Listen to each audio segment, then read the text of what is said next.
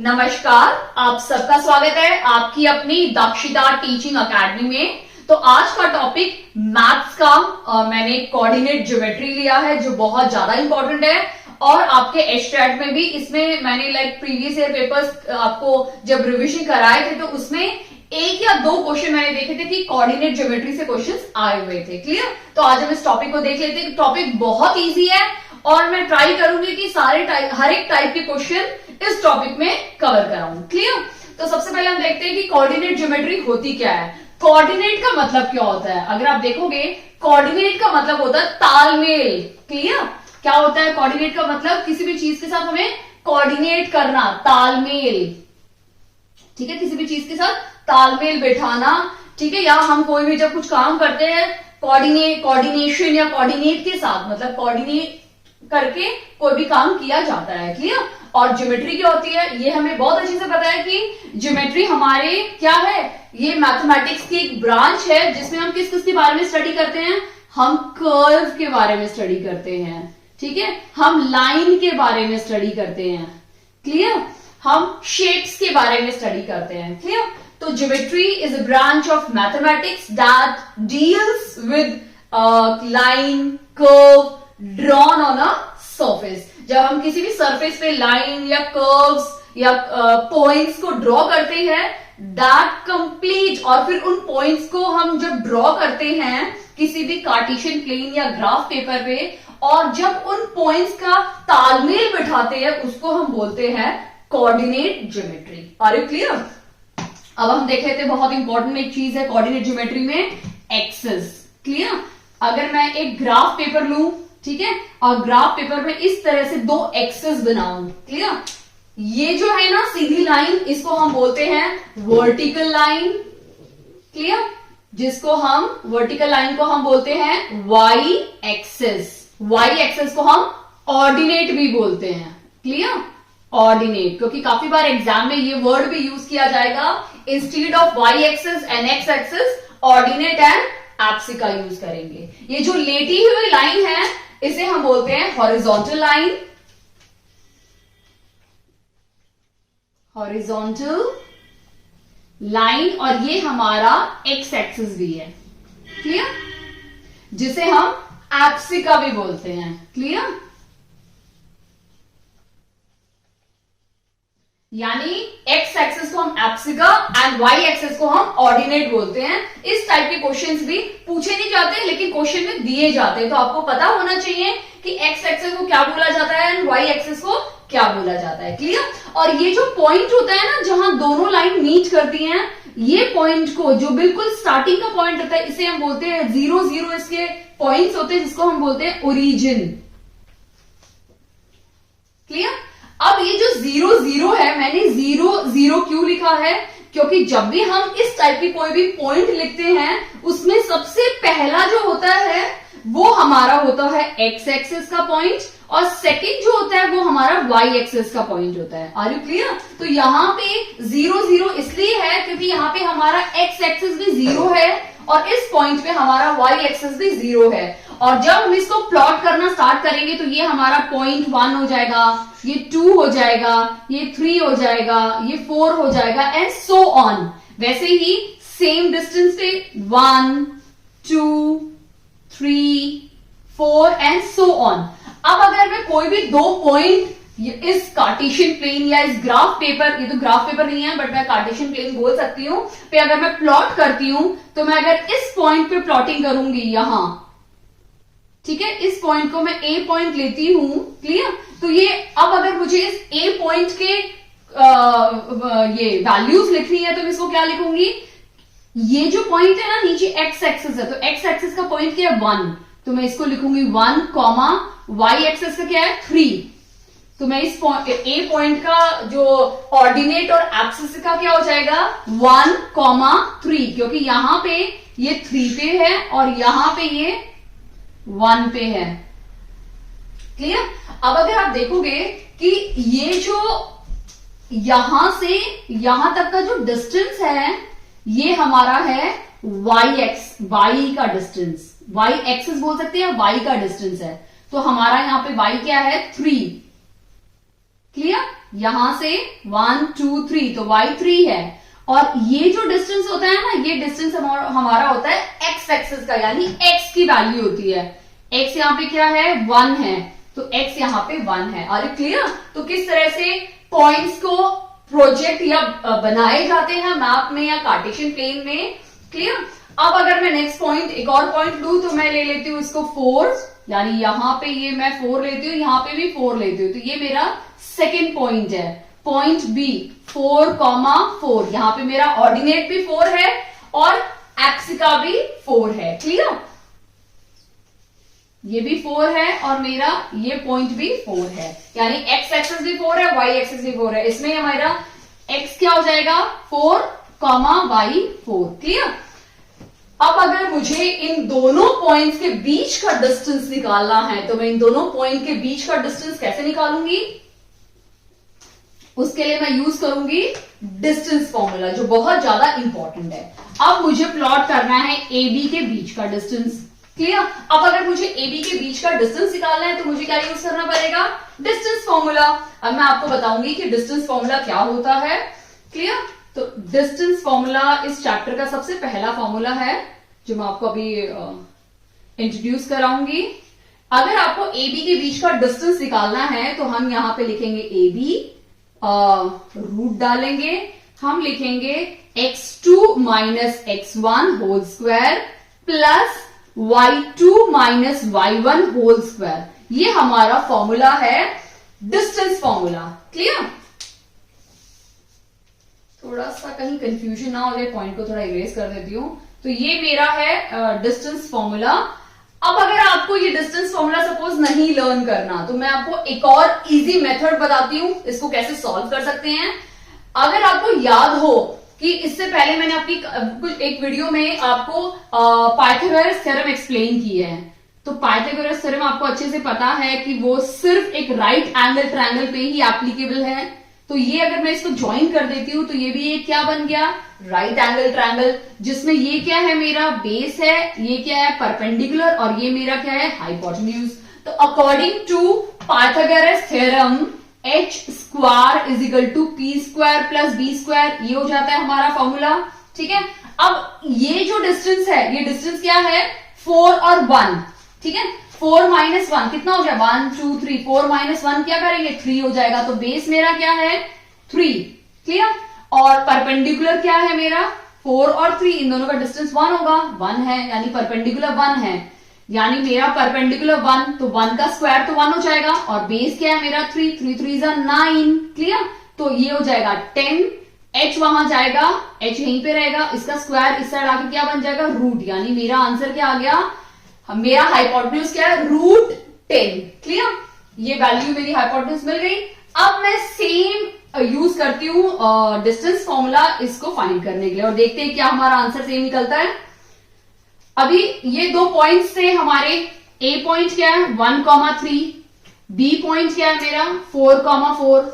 अब हमें देखना है x2। अब अगर आप इसको फर्स्ट कंसीडर करेंगे, तो ये हमारा सेकंड है, यानी ये हमारा x1 है, ये हमारा y1 है, ये हमारा x2 है, ये हमारा y2 है। तो आप इसको फॉर्मूले के पुट कर देते हैं, यानी 4 minus 1 whole square plus 4 minus 3 whole square, root डाल दिया मैंने। क्लियर? 4 माइनस 3 हो जाएगा, और 3 3 9, ये माइनस करेंगे 1 का 1 हो जाएगा रूट, यानी ये भी आंसर सेम निकला। इसका मतलब आप कंक्लूड कर सकते हैं कि जो हमारा डिस्टेंस फॉर्मूला डिराइव हुआ है, वो कहां से डिराइव हुआ है, हमारे पाइथागोरस थ्योरम से ही डिराइव हुआ है। क्लियर?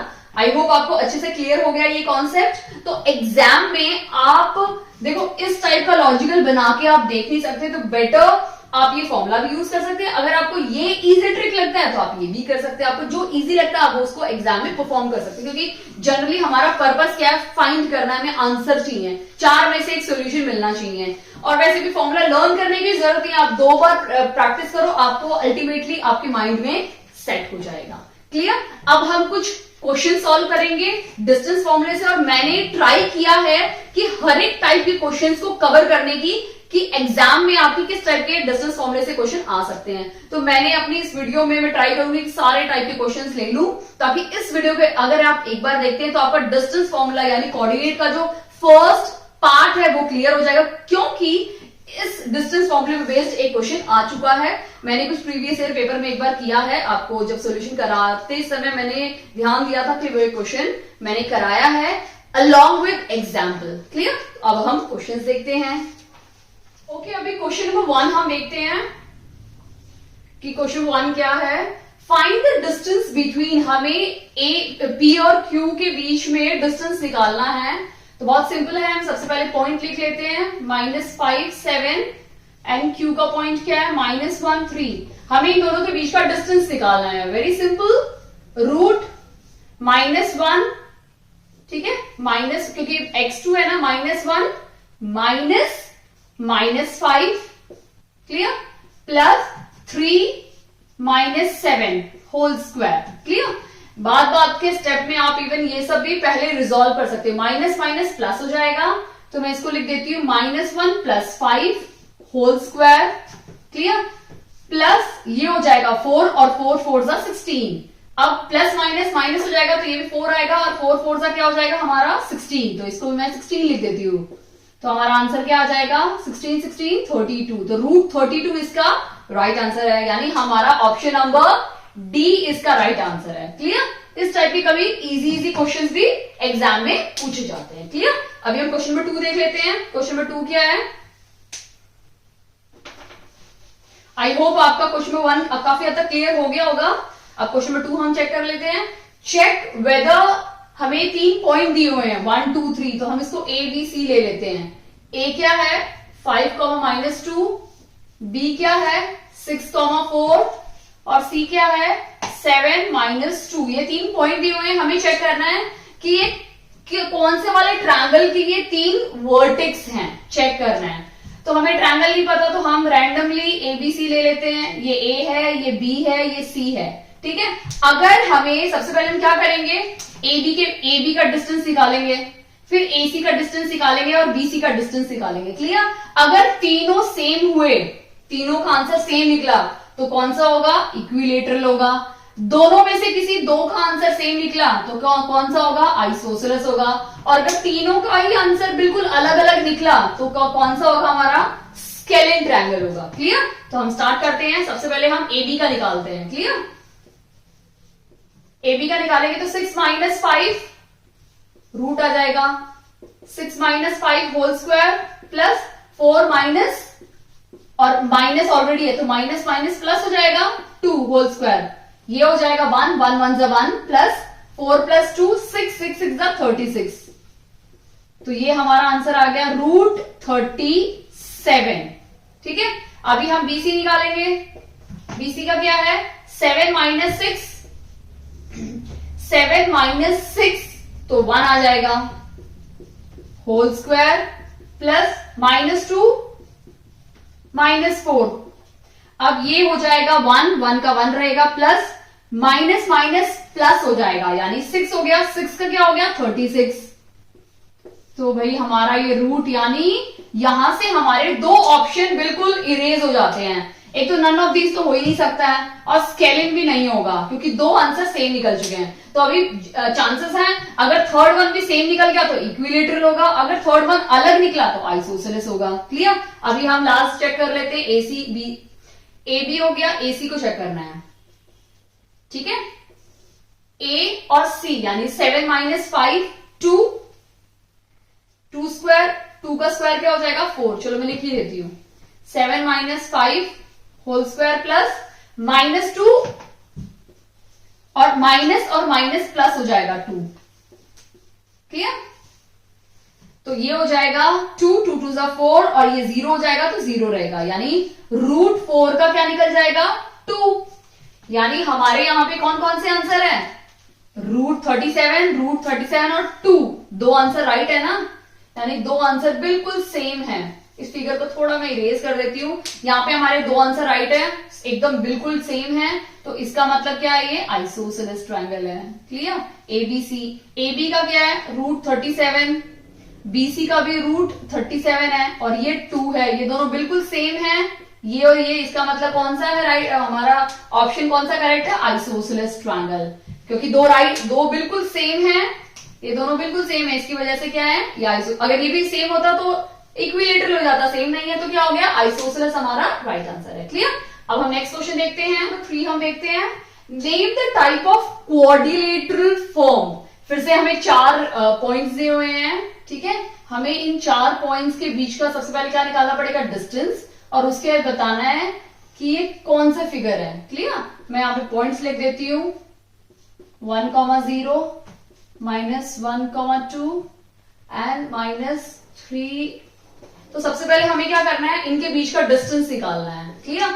अगर सभी सेम हुए, ये सभी सेम हुए तो हमारा हो जाएगा स्क्वायर, अगर दो अपोजिट वाले सेम हुए तो हमारा रेक्टेंगल हो जाएगा। क्लियर। या हमें डायगोनल भी चेक करना पड़ेगा किसी किसी केसेस में, क्योंकि इन दोनों की प्रॉपर्टी है कि ऑल साइड्स आर इक्वल, इन दोनों की है opposite sides are equal and parallel. Clear. ये तो वैसे पैरेलल है, इक्वल नहीं है, बट इसका इक्वल है। तो हम स्टार्ट करते हैं। तो सबसे पहले हम किसका निकालेंगे, AB का निकालते हैं। AB का क्या होगा, 1 माइनस और -1 तो प्लस हो जाएगा, होल स्क्वायर, प्लस 0 माइनस, और ये माइनस ऑलरेडी है तो प्लस हो जाएगा, होल स्क्वायर। क्लियर। तो ये हो जाएगा 2 का स्क्वायर 4 और इसका भी 4, तो 4 + 4 8, तो ये √8 इसका आंसर है। क्लियर। AB के बाद हम निकालेंगे BC का। ठीक है, BC का क्या है, -1 और -1 होल स्क्वायर प्लस 2 - 0। क्लियर। अब ये हो जाएगा 2 2 4 और ये भी 4, तो ये रूट हो जाएगा √8, यानी 2 हमारे राइट आ चुके हैं। क्लियर। अब हम देखेंगे CD का, -3 माइनस प्लस हो जाएगा, प्लस 0 -2 होल स्क्वायर। क्लियर। तो ये हो जाएगा 2 का स्क्वायर 4 और ये भी 4, यानी फिर से हमारा क्या आ गया, √8। अब लास्ट हम देख लेते हैं DA का। तो DA में क्या है, -3 -1, तो -3 और माइनस ये प्लस हो जाएगा 1 whole square plus 0 minus plus होकर 2 हो जाएगा, तो ये भी 2 ये भी 2, 4 + 4 हमारा फिर से क्या आ गया, √8। तो अगर आप देखोगे तो जो मैंने बोला था वही हो गया कि सारी साइड्स बिल्कुल सेम है, √8 √8 √8 √8। इसका मतलब जब सारी साइड सेम है, इसका मतलब क्या है, वो स्क्वायर हो गया आपका। क्लियर। रोम्बस भी हो सकता है, उसके लिए हमें डायगोनल भी चेक करना पड़ेगा, अगर डायगोनल भी सेम है तो हमारा वो स्क्वायर होगा। क्लियर। आई होप, देखो रोम्बस और स्क्वायर की काफी हद तक प्रॉपर्टी सेम है, ऑल साइड्स इक्वल हैं, बट एक चीज में यहाँ पे है, डायगोनल हमें देखना पड़ेगा। तो एक बार हम स्क्वायर का डायगोनल भी चेक करेंगे। क्लियर। अगर डायगोनल भी हम दोनों का इसमें दोनों का केस में सेम आ जाता है तो वो स्क्वायर है, वो फिर रोम्बस नहीं होगा। क्लियर। तो एक बार डायगोनल भी चेक कर लेते हैं। यहाँ पे AC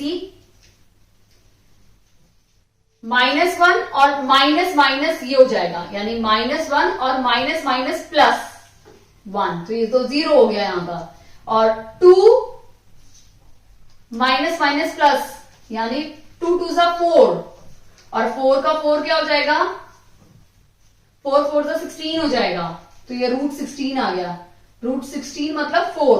क्लियर। तो हमारा ये 4 निकल गया, इन दोनों का निकाल लेते हैं, -3 और -1। क्लियर। और 0 है वो, तो माइनस प्लस 4 4 16, ऑब्वियसली बात है 16 4 का हो गया, यानी ये भी 4 है ये भी 4 है, तो ये तो श्योर है कि हमारा स्क्वायर राइट आंसर है। क्लियर। अब हम नेक्स्ट क्वेश्चन, आई होप आपको अच्छे से क्लियर हो गया है। क्लियर कि स्क्वायर और रोम्बस में आपको कैसे चेक करना है, अगर डायगोनल भी दोनों के सेम है तो आपका वो स्क्वायर है। क्लियर। अब हम क्वेश्चन नंबर 4 चेक करते हैं कि क्वेश्चन नंबर 4 क्या है।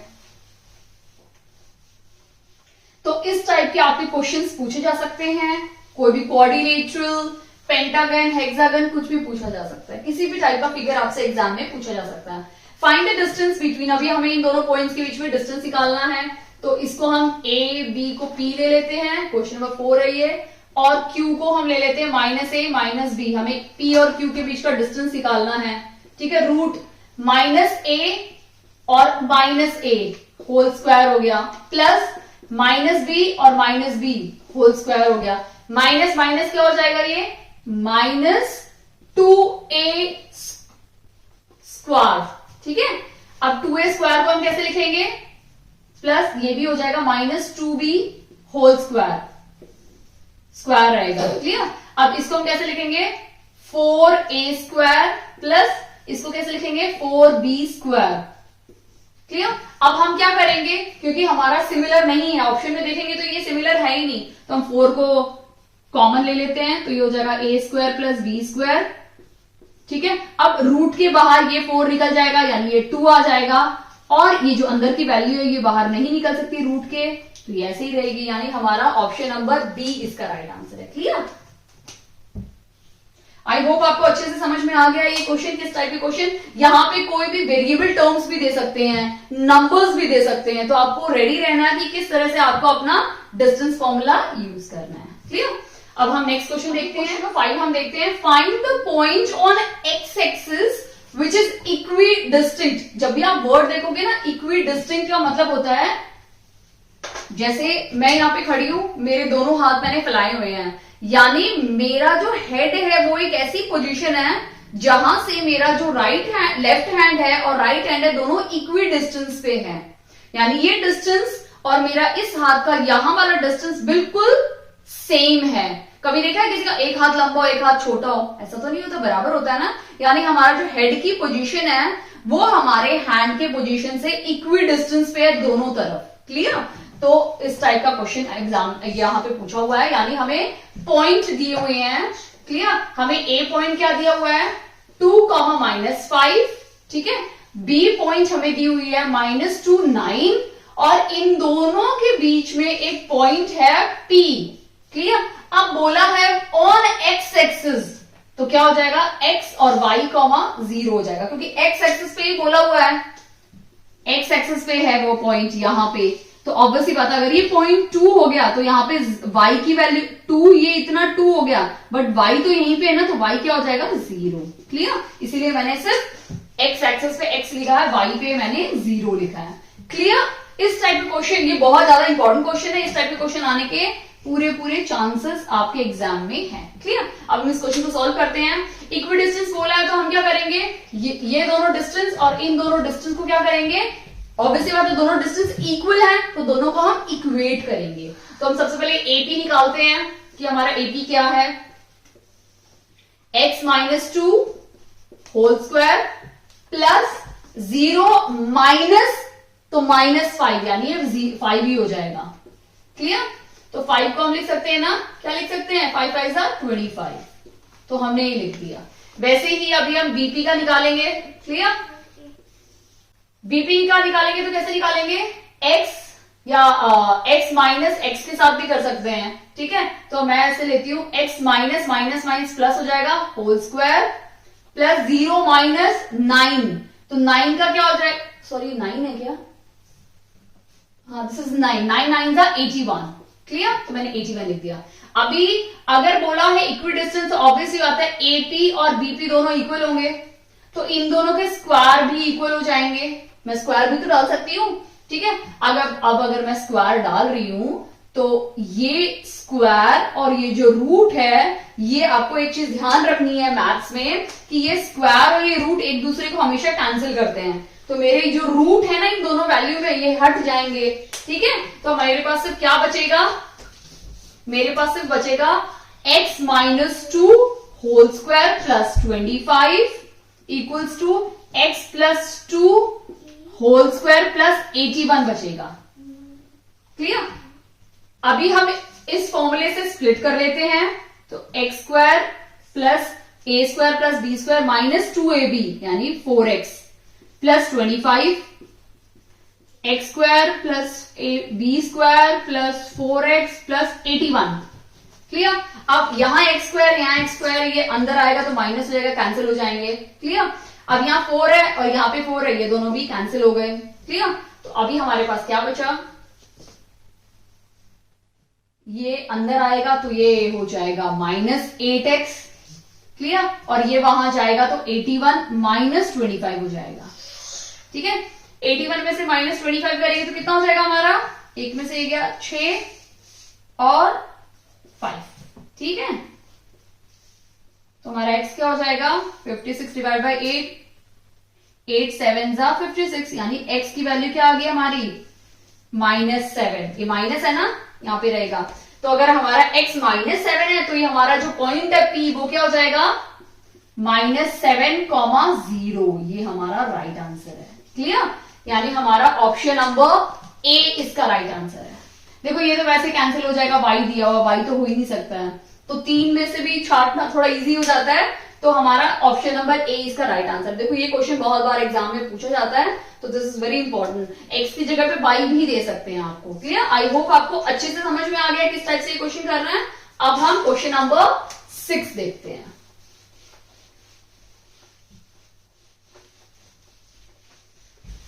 क्वेश्चन नंबर 6 क्या बोला है, find the value of y। यहां पे हमें y की वैल्यू निकालनी है, for which the distance between the points. हमें ये दोनों पॉइंट्स दिए हुए हैं p और q।